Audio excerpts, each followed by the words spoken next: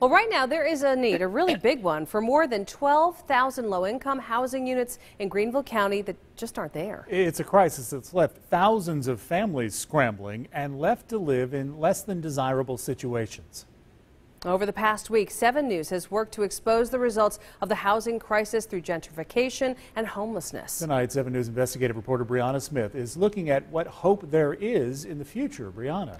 Well, Gordon, there's no overnight fix, no Band-Aid that will immediately help, but community leaders say hope is there by simply discussing the problem. Take a step inside what is thousands of Greenville County families' reality, raising their children in a motel room. So is this a new type of homelessness? It is a new type of homelessness. I like to think of it as a new type of normal. For working parents who are making less than $30,000, it's nearly impossible to find an apartment. The situation 45,000 Greenville County families are in right now.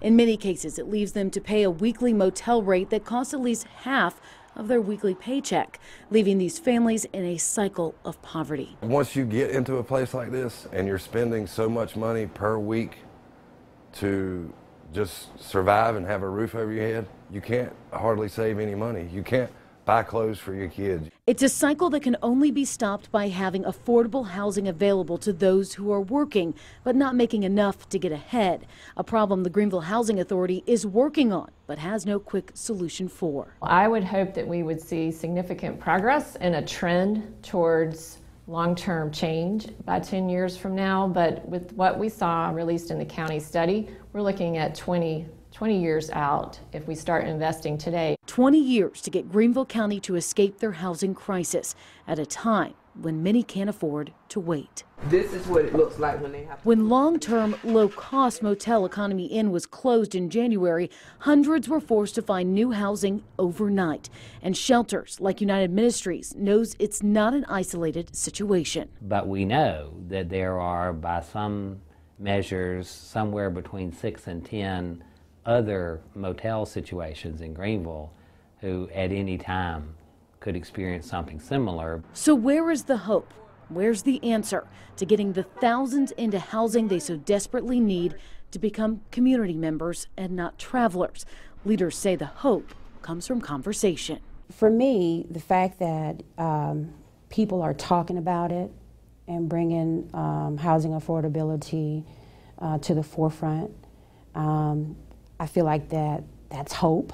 Part of those conversations have sparked an idea, a new way to get those on the brink of homelessness back in a stable environment. It's critical, you know, to be given an opportunity towards a second chance. The idea is to break the barriers that are keeping those in motels out of apartments, like an eviction, bad credit, and down payments, by teaching them how to be a good renter. So that as those families are identified who are at risk, they receive those services. They're matched with a landlord who has the assurance that these families have gone through extensive education and training to be a great tenant. The Housing Authority hopes to have the program up and running within the next year as one piece of solving the crisis that affects everyone. There is hope.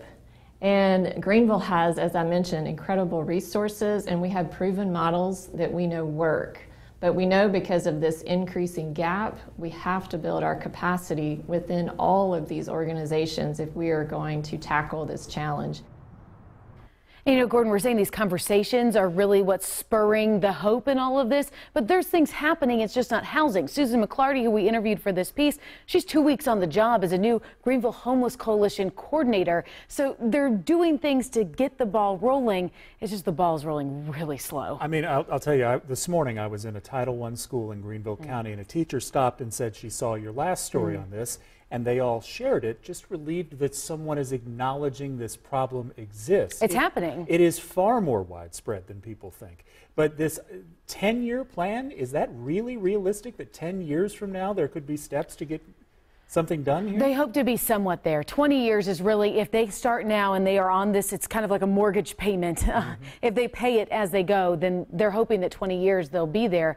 But again, it's going to be a huge struggle. Something that shocked me from this was that you have to make at least $14 an hour on a full income to actually be able to afford an apartment. If you're making less than $14, the chances that you can find an apartment that you Not can on a pay single for, income.